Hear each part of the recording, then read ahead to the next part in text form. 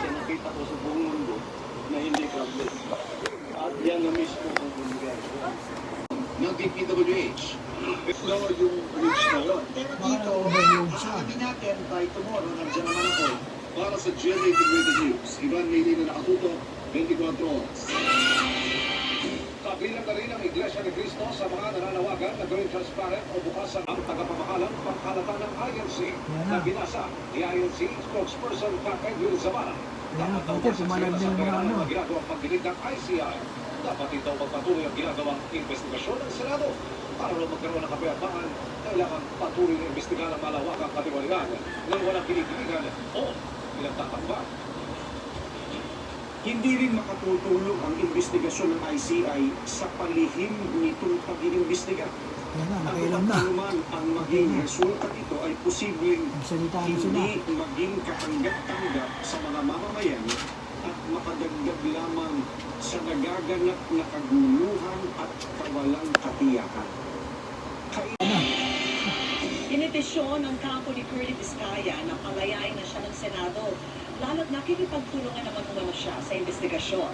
Dagdag niya, handa niyang pangalanan ang isang malaki at na-impluensyang taong sangkot sa kategoriyaan sa mga flood control project. Nakatutok si June Veneracion, exclusive.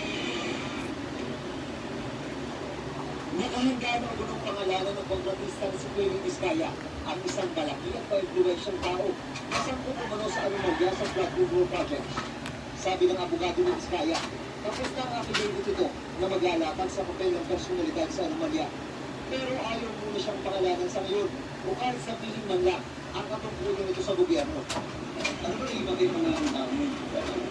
Siyang architect.